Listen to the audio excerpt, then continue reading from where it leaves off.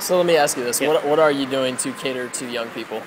Well, we're reaching out directly. We're using social media as critical, Facebook and Twitter, and we actually have a full-time youth outreach director, and a lot of it's just spending time meeting and answering questions from young people, engaging on social media, and standing for liberty. I mean, at the end of the day, there is nothing that energizes young people more than liberty and principled leaders who will stand for it.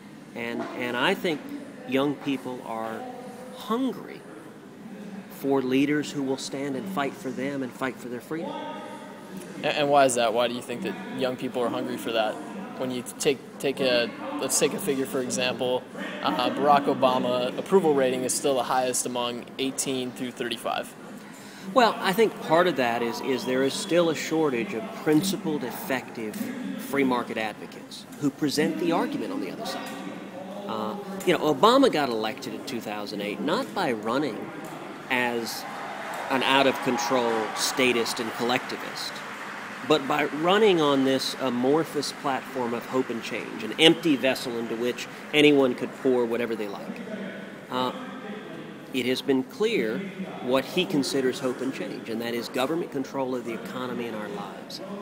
And one of the things we're seeing all over the country is people are looking for new leaders, not the same tired career politicians in both parties, but new leaders who will stand up and defend liberty and explain that when the government takes over the economy and our lives, what goes away is the freedom and opportunity every one of us has to start with nothing and to work to achieve the American dream.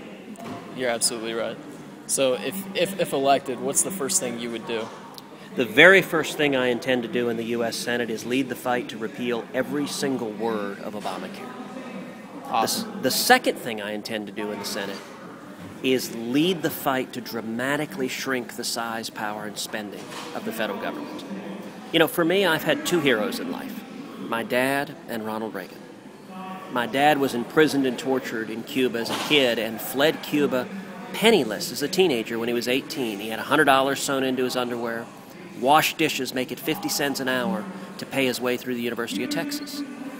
And when I was a kid and he was a small business owner in Houston, my dad used to say to me over and over again, when we faced oppression in Cuba, I had a place to flee to. If we lose our freedom here, where do we go? You take that, and let's fast forward to Ronald Reagan. And you're asking about how to reach out to young people. For me, I think one of the things we're seeing at the national level is a generational shift.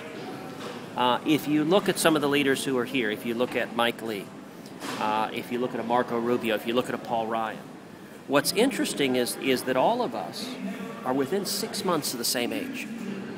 Paul Ryan is about 6 months older than I am, and Mike Lee and Marco Rubio are both about 6 months younger than I am. All of us, I was 10 when Ronald Reagan was elected. I was 18 when he left the White House. I came of age with Ronald Wilson Reagan in the White House, and I think very much like in the World War II generation, FDR was referred to as our president. I will go to my grave with Ronald Wilson Reagan defining what it means to be president of this country, to stand unapologetically for freedom, for conservative principles, to not waver, and to do so with a hopeful, optimistic message, not this hectoring, scary voice, but a voice of the promise of opportunity that is the foundation of our country. I think Ronald Reagan, despite not being a young man himself, inspired a generation of young people. And I think what we're seeing now is as new leaders step forward who defend liberty, I am hopeful that we're seeing another generation of young people step forward in the fight to preserve liberty. Absolutely. Thank you so much. Thank you. Thank you.